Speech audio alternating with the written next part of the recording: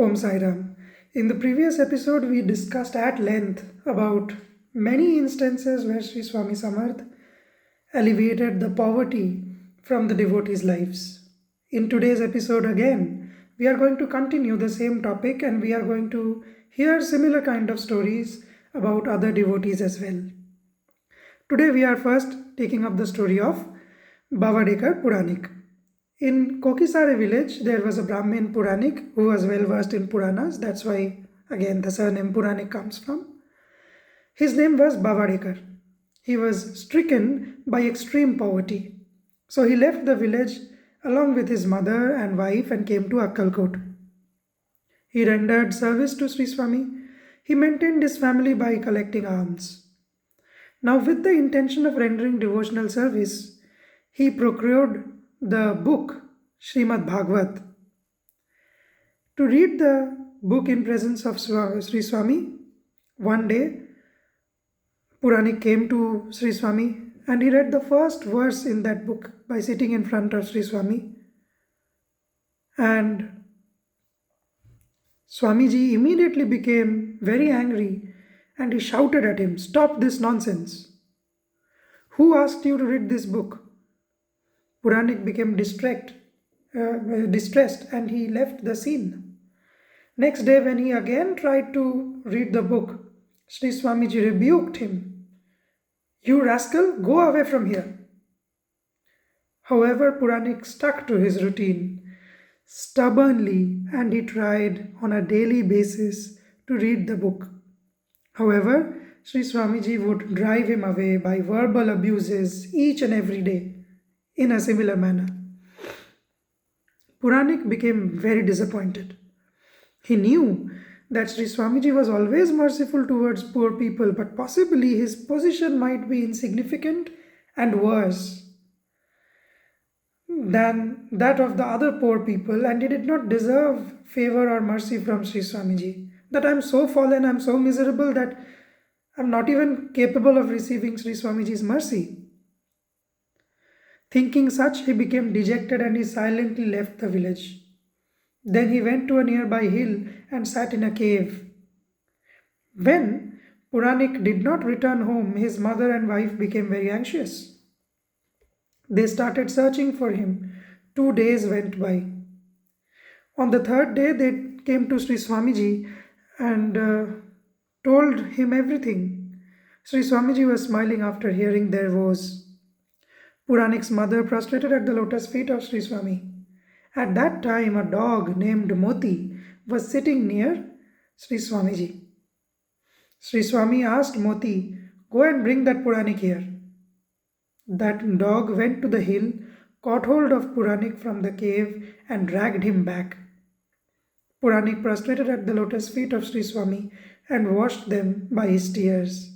After a few days, Bavadekar Puranik had a dream which showed that in his previous birth, Puranik was a butcher. He had slaughtered a number of cows and animals. Nevertheless, he had carried out one virtuous act. A Brahmin was shivering with cold on the river bank. At that time, Puranik offered a dhoti and a blanket to that Brahmin. As a result of this virtuous act, Puranik was born as a Brahmin in this life, but because he had slaughtered animals, Puranik, his mother and his wife suffered from sickness and poverty.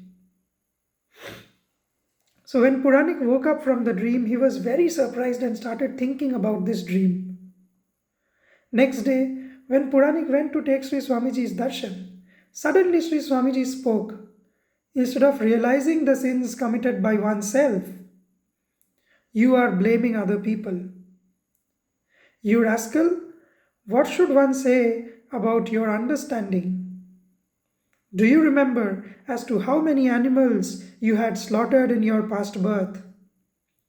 Listening to this, Puranik prostrated at the lotus feet of Sri Swamiji and started praying, "Maharaj, even if I make you wear the shoes prepared out of my own skin, or even if I give away my life at your lotus feet, it shall not compensate for all the sins which I have committed in my previous birth.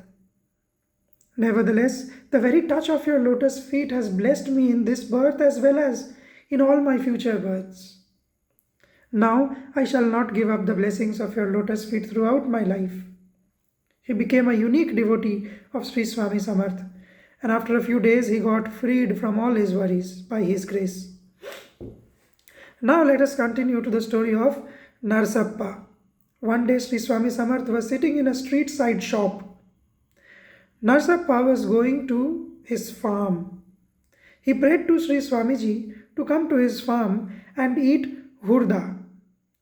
Now hurda is a parched corn tender pods. It's a corn recipe, a dish, a traditional dish of the region. So he invited Swamiji to his farm, to eat that thing. Sri Swamiji went to the field along with his attendants. Narsappa had even brought sugar canes to eat. Sri Swamiji tested the sugarcane juice and buried the shreds of sugarcane in the field. Taking this as a clue, Narsappa grew sugarcane in this field. That this might be a sign from Sri Swamiji that he wants me to grow sugarcane over here. There was a good harvest of sugarcane this time. Narsappa earned 20 times more income from the sugarcane crop. So this was another way of alleviating devotees' poverty. Now we move on to the story of Bhau Rasool Sahukar. There was a businessman named Bhau Rasool Sahukar in Mumbai. Once he came to Akkalkot for the darshan of Sri Swami. He worshipped Sri Swami Samarth in Shodopchar way and prayed that if I prosper in my business, I shall offer 200 rupees in your devotional service. He then returned home after taking this vow. By the grace of Sri Swamiji, his business prospered, but he forgot his vow. One day Sri Swami appeared as a 3-year-old child in his house. The Sahukar family was taking meals at that time. Seeing the strange child, Sahukar asked, "Whose child is this?" Then Sri Swamiji gave up the form of the child and manifested in himself as an ascetic and spoke, "Are you giving my 200 rupees or not?" So saying, Sri Swamiji disappeared. Sahukar started repenting for his offense. So with this repentance, he again went to Akkalkot along with his family. He prayed to Sri Swamiji for forgiveness of his grave offense that he had committed and offered 200 rupees in the devotional service of Sri Swamiji. Sri Swamiji asked him, "That day in your house, did you not forget to offer any food to me?" The guest devotees present there did not even get a morsel of food. Sahukar repented for this serious offense, and by making a solemn promise of offering sumptuous food to all the guest devotees, he returned home. And now this brings us to another story. Maharudrarao Deshpande. Near Ambejogai in Beed district in Maharashtra, there was a village called Kaij. In this village, there stayed a Rigvedi Brahmin named Maharudrarao Deshpande. He was a very rich gentleman. The Nizam of Hyderabad had gifted him land as well.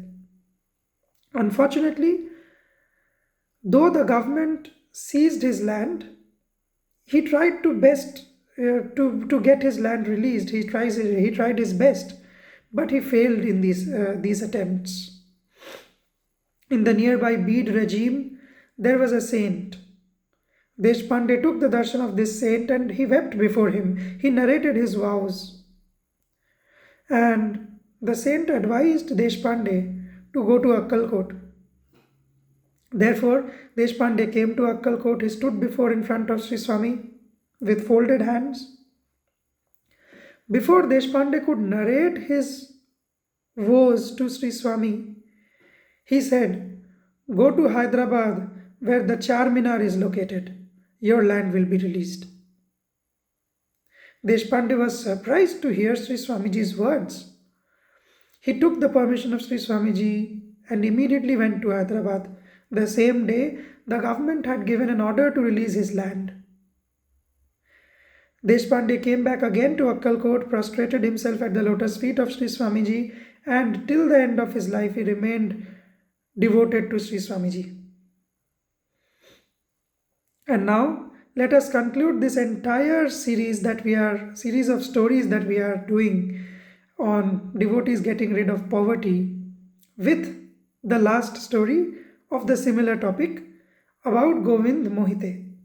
In Marathwada near Dharashiva, there is a village called Kajale. In this village, a gentleman named Govind Mohite stayed. He was a devotee of Sri Swamiji. Once he came to Sri Swamiji and started praying, Maharaj, my household expenditure has gone up. How to maintain my family with respect? What shall I do? Sri Swamiji said, dig a well in your field. So immediately he dug a well, and also Sri Swamiji advised him to cultivate sugarcane crop as well as haldi in the same field. So Mohite followed all these things. So now coming to digging up the well, he dug up the well, but there was no water. To this, Sri Swamiji said, dig up the well between Audumbar and Peepal tree.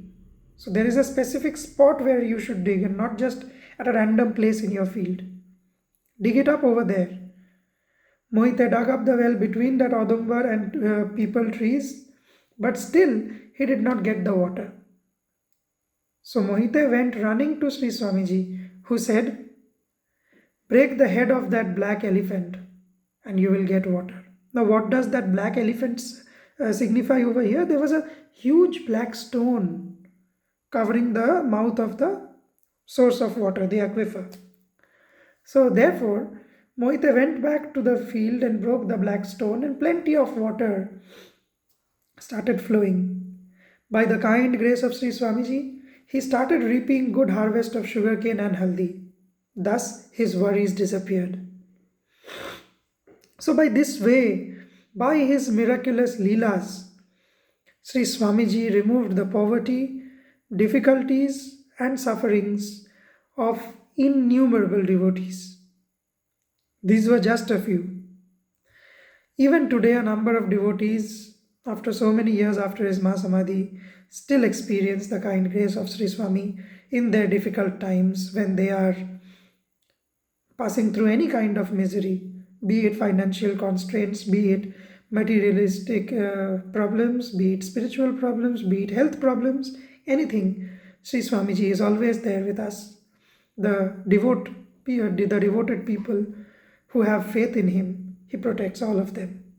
So with this, we end this episode, and next episodes are also going to be very special.